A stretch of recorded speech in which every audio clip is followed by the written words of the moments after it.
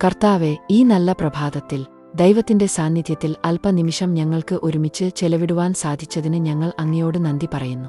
ഈ വീഡിയോ കാണുന്ന എല്ലാവർക്കും ദൈവം തന്റെ സമാധാനവും അനുഗ്രഹവും പകരട്ടെ എന്ന് പ്രാർത്ഥിച്ചുകൊണ്ട് കർത്താവ് ഇന്ന് തന്നതായ ചിന്തയിലേക്ക് കടക്കുന്നു.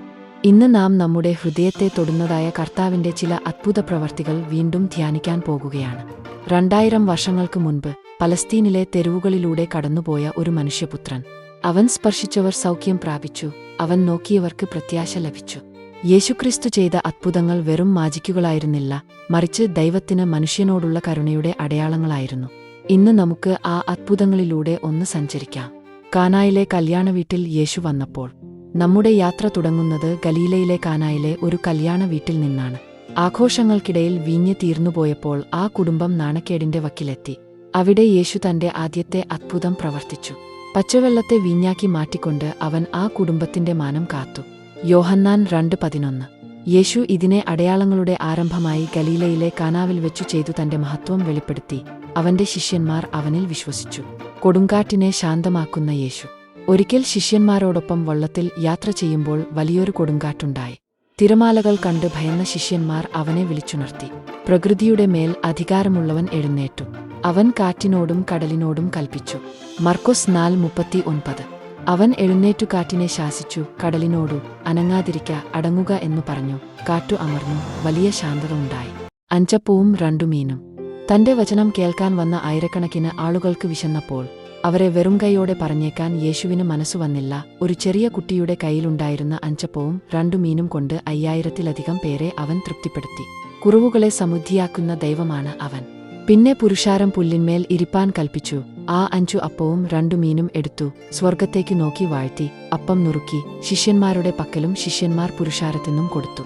മത്തായി 14:20. എല്ലാവരും തിന്നു തൃപ്തരായി. ശേഷിച്ച കഷ്ണം 12 കൊട്ട നിറച്ചെടുത്തു. വെള്ളത്തിനു മീതെ നടക്കുന്ന യേശു. രാത്രിയുടെ യാമങ്ങളിൽ നടുക്കടലിൽ ഒറ്റപ്പെട്ട ശിഷ്യന്മാരുടെ അടുത്തേക്ക് അവൻ വെള്ളത്തിനു മീതെ നടന്നുചെന്നു. ഭൗതിക നിയമങ്ങളെപ്പോലും അതിജീവിക്കുന്ന ശക്തി. ഭയപ്പെടേണ്ട, ഞാനാകുന്നു എന്ന് പറഞ്ഞ് അവൻ അവർക്ക് ധൈര്യം നൽകി. മത്തായി 14:27. ഉടനെ യേശു അവരോടു, ധൈര്യപ്പെടുവിൻ, ഞാൻ ആകുന്നു, പേടിക്കേണ്ട എന്നു പറഞ്ഞു. ലാസറിന്റെ ഉയിർപ്പ്. എന്നാൽ എല്ലാ അത്ഭുതങ്ങളിലും വെച്ച് ഏറ്റവും വലിയ ഒന്ന് ബെഥാനിയായിൽ സംഭവിച്ചു. മരിച്ച് 4 ദിവസം കഴിഞ്ഞ് ശരീരം അഴുകിത്തുടങ്ങിയ ലാസറിനെ കാണാൻ യേശു എത്തി.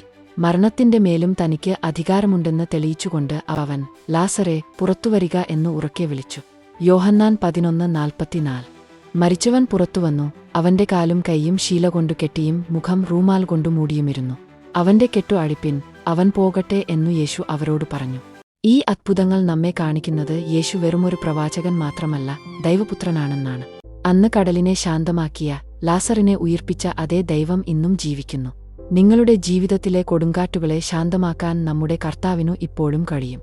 വിശ്വാസത്തോടെ കാത്തിരിക്കുവാൻ കർത്താവ് നിങ്ങൾക്ക് അമിത ബലം തരട്ടെ എന്ന് പ്രാർത്ഥിച്ചുകൊണ്ട് ഈ വാക്കുകൾ ദൈവസന്നിധിയിൽ കൊടുക്കുന്നു. വാഴ്ത്തപ്പെട്ടവനായ ഞങ്ങളുടെ കർത്താവേ, ഈ മനോഹരമായ പ്രഭാതത്തിൽ ഞങ്ങൾ നന്ദിയോടെ അങ്ങയുടെ സന്നിധിയിലേക്ക് കടന്നുവരുന്നു. ഇന്ന് ഈ വീഡിയോ കാണുന്ന എല്ലാ സഹോദരങ്ങൾക്കും അങ്ങയുടെ ദൈവിക അനുഗ്രഹം ലഭിക്കണമേ എന്ന് പ്രാർത്ഥിക്കുന്നു. അവരുടെ ഹൃദയങ്ങളിൽ സമാധാനവും വിശ്വാസവും നിറയട്ടെ എന്ന് പ്രാർത്ഥിക്കുന്നു. പ്രതീക്ഷയും വിശ്വാസവും കുറഞ്ഞു പോകാതെ അങ്ങയുടെ സ്നേഹത്തിൽ അവർ ഉറച്ചു നിൽക്കട്ടെ. അവരുടെ വീടുകൾ ആനന്ദത്താലും സമാധാനത്താൽ പരസ്പര സ്നേഹത്താലും നിറയട്ടെ.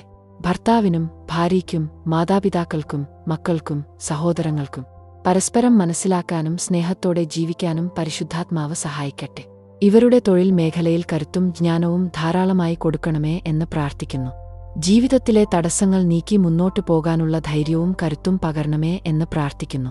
ഇവരുടെ ഓരോ ശ്രമത്തിന്റെയും ഫലത്തിൽ യേശുകർത്താവിന്റെ അനുഗ്രഹം ഉണ്ടാകട്ടെ. ദൈവമേ, അങ്ങ് ഇവർക്കു ദൈനംദിന ആവശ്യങ്ങൾക്ക് ആവശ്യമായതെല്ലാം കൊടുത്ത് അനുഗ്രഹിക്കണമേ. അവരുടെ വീട്ടിൽ ഒന്നിനും കുറവില്ലാത്ത അനുഗ്രഹം നിറയട്ടെ. ഇവരുടെ ശരീരത്തെയും മനസ്സിനെയും നീ സ്പർശിക്കണമേ. രോഗികൾക്ക് ആരോഗ്യം ലഭിക്കണമേ, ദുർബലർക്കു ശക്തി ലഭിക്കണമേ. നമ്മുടെ നാട്ടിലും ലോകത്തും സമാധാനം ഉണ്ടാകട്ടെ. ഒരാളും ഒറ്റപ്പെടാതെ സ്നേഹത്തിലും ഐക്യത്തിലും ജീവിക്കാൻ കഴിയട്ടെ എന്ന് പ്രാർത്ഥിക്കുന്നു. കർത്താവേ, ഈ പ്രഭാതം അനുഗ്രഹത്തിന്റെ തുടക്കം ആക്കണമേ. ഇന്ന് കാണുന്ന ഈ വീഡിയോ വഴി ഓരോരുത്തരുടെയും ജീവിതത്തിൽ വലിയ അത്ഭുതങ്ങൾ ചെയ്യണമേ. യേശുനാമത്തിൽ ഞങ്ങൾ ഒരുമിച്ച് പ്രാർത്ഥിക്കുന്നു. ആമേൻ.